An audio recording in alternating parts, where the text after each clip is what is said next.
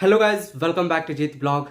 Today I have invited one of the special guests from USA, Dr. Harish Malik. So in this video we are going to talk about the Usmle. So please sir, welcome to Jeet blog and please have your introduction sir. Thank you for having me on Jeet Blogs. And this is Dr. Malik from Best Usmle Tutor here to answer your questions about Usmle exam. Yeah. Sir, first thing we will like to talk on what is Usmle sir. Well, Usmle is United States Medical Licensure Examination, and this is like jointly owned by FSMB, which is Federation of State Medical Boards, and NBME, which is National Board of Medical Examiners. So they jointly own Usmle, and this test is taken by any doctor, whether in US, Canada, or anywhere else in the world that wants to get a medical licensure in the United States of America. So this has 3 steps: step 1, step 2, CK, and step 3. So step 1 is like a 1-day exam, and it is 8 hour long, and they have like 20 minutes for like tutorial and like 40 minutes for break time, and 7 blocks of 40 questions. Now, not all blocks have 40 questions. If they have longer questions or something, then they might have some less amount of questions. And you get 1 minute and 30 seconds to answer each question on an average. So that is step 1. And step 2 is basically also 1-day exam. And in this one, they have 8 blocks. So it's like a 9-hour exam. So compared to most other exams, medical exam, this is one of the longest of the exams are Usmles. So step 2 is like 9 hours, like I said. And then the step 3, which is taken after you are certified by ECFMG, if you are an international medical graduate, only then you can apply for and take step 3. And step 3 can only be taken in the United States of America. You cannot take it anywhere else. So you have to come here and then take step 3. And step 3 main purpose for international medical graduate, they want to take it before starting residency, is because it helps you with the H-1B visa, which is like a worker visa in US to work as a doctor or work as anything. So this step 3 exam is the longest of all of these 3 exams, and this is 2-day exam. And the 2 days have to be scheduled within like 14 days, like day 1 and day 2. And day 1 has like 6 blocks, so it's like a 7-hour exam. And each block also has like 40 questions, but it may be less if the questions are longer.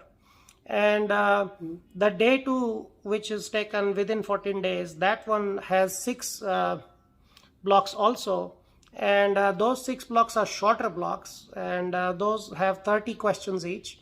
And you get 45 minutes to do it. Again, the time is still 1 minute and 30 seconds. And then also on day 2, you also have something called CCS. So that's like they have computer case simulations, CCS, and in which the patient like comes to you on the computer. It's like a computer game kind of thing. So they have like the screen on which you have different tabs, and you have to click on those, and you have to manage the case. So this is not like multiple choice, pick and answer. You actually have to write orders, admit the patient, discharge the patient, bring the patient back, follow up, examine, order labs, RADs, and then write medication names and stuff like that. So that is CCS. So that is also there. So this step 3 is very, very long exam. It's like 2 days. So Usmle is usually considered one of the hardest exams for anybody doing medicine anywhere in the world. And of those, because step 1 happens to be the first one, so because it's shocking, like how long, how much stamina somebody needs to take this exam, and you have to stay focused for a very long time, So what other questions do you have for me? Yeah. So second question is that about how much marks of Usmle is being conducted and what is the passing marks? So generally on the Usmle website, which is www.usmle.org, and for those who are applying for Usmle outside of the US and Canada, For them, they have to apply through a website called www.ecfmg.org. It's not .com, it's .org. .org. So this USMLE passing, you're asking me. So on the website, they mentioned that you have to get 60% correct answers. And they don't usually score about like on like 2 blocks out of your 7 blocks for step 1, or like 2 blocks out of 8 blocks on step 2, and then almost 2 blocks on the step 3 also. They don't score those.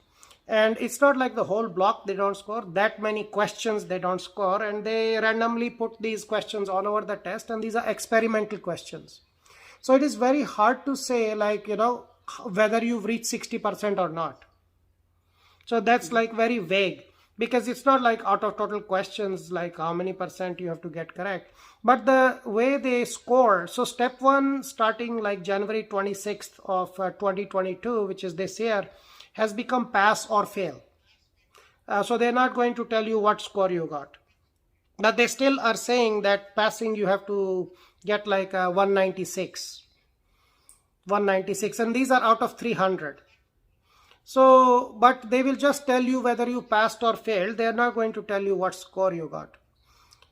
So it remains to be seen whether they're going to give you a personal breakdown, so that maybe if you fail, like what you should work on harder next time to be able to pass it.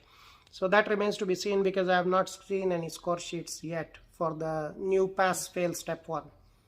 And then for the step 2 CK, the average score on that exam that people score is quite high. It's like 245 out of 300 is average score, like 50th percentile.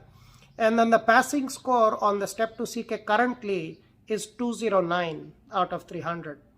So the other thing is that the step 3 then, so step 3 has a passing score of 198 currently, again out of 300. And step 3 score usually does not matter unless your step 2 score is low now and you want to show somebody that you can do better than this. And sometimes it might matter step 3 score for people who are trying to do fellowships after finishing residency. So what else do you have for me?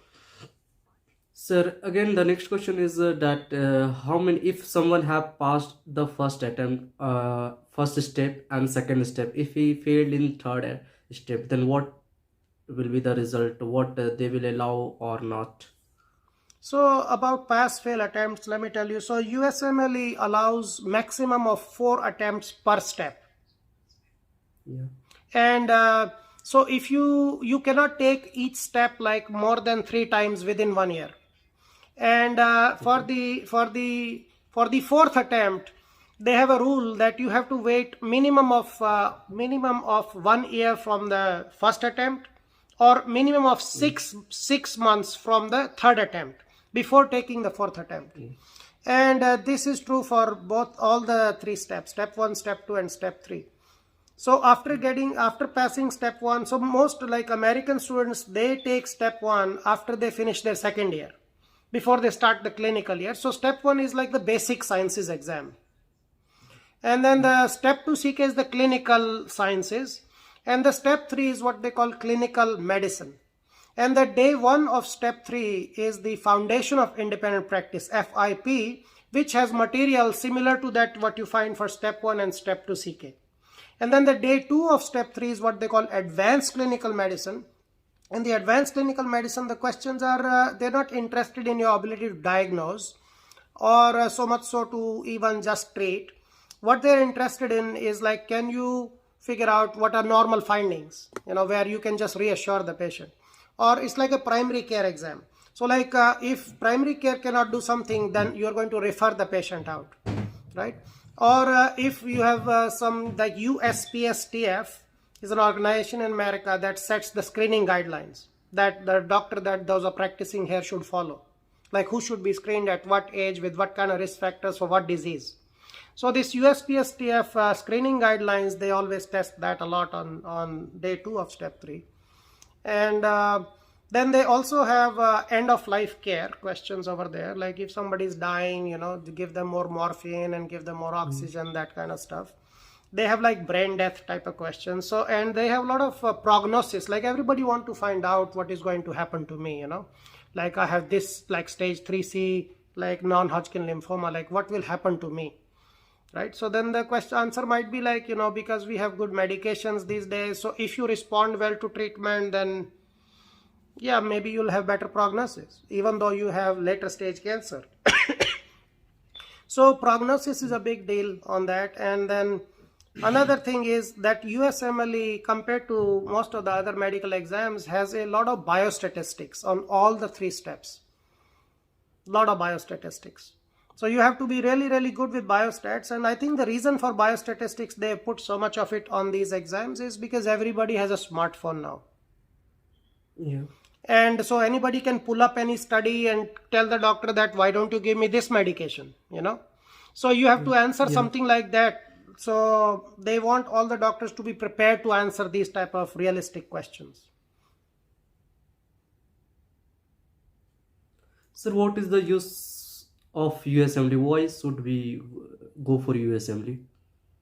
Well, most people, if you are not already living in the United States, want to come to the United States, and if you are already a doctor, then you have to go through USMLE to be able to practice medicine in this country. So first and foremost, you have to make up your mind, where do you want to practice, And if you choose to practice in the US, then this is the only way to do it. Okay, thank you, sir, for motivating us about the USMLE and giving the information regarding the USMLE. So basically in this video, I wanted to tell you that if you want to prepare any students are watching my videos, they want to prepare for USMLE, or they want any guidance for USMLE or tips and tricks, then you can follow his channel, or they can click on his link. The link is given in description box. So sir, please tell about the package of the USMLE preparation. So I have been preparing students for USMLE from all over the world for 11 years now, and I am a one-on-one tutor. So, you can share your screen, show me what mistakes you're making, or what concepts you need clarification, or you can even have a comprehensive package from the beginning to the end, for all the steps. Yeah. And pricing is on the website. My website is called www.bestusmletutor.com. And I have a same name on all the social media and YouTube. The channel is also called Best USMLE Tutor. So how it is different, why it is important to have a tutor for preparation for an exam like USMLE is because these exams are highly standardized. So you have to develop a set way of thinking and interpreting the question. In fact, the word standardized means like observed over expected. So observed is how you perform, expected is how they're expecting you to perform on the test. So to meet their expectations, you must standardize your vocabulary. So everything starts with a language. Otherwise, there is no such thing as anything, you have to agree on what to call that thing. So same way, whether it's some disease or body part or some treatment regimen or some surgical procedure, so everything, like it's most of these languages, they started with Sanskrit and Latin and Greek and now English. So most of these technical schools, like they're using a lot of hidden Greek and Latin. So I would recommend that start medical school with bettering your vocabulary when it comes to like words, numbers, images, or sounds. So perfecting those, how to interpret those correctly in a standardized way can really help you. And about me, what I do and how I do this with my students. So I try to kind of like simplify things, like what goes up and what goes down. So human body is like mostly water. So anything that dissolves in water has a tendency to fall down, especially when you're sick. And anything that dissolves in like fat has a tendency to rise up in the body when you're sick. For example, when you check jaundice in a patient, why do you think we check jaundice in the eyes? Why do we check it there? So the reason is simple this, that indirect bilirubin is fat soluble. and it goes to the liver to become water soluble, and then we call it direct bilirubin. So this indirect bilirubin thing, which is fat soluble, when this amount will start rising in your blood, it has a tendency to go upward. So as the yellowness of the patient, it goes down, that means your indirect bilirubin level is rising up. And direct bilirubin is not very threatening to us because we are able to pee it out.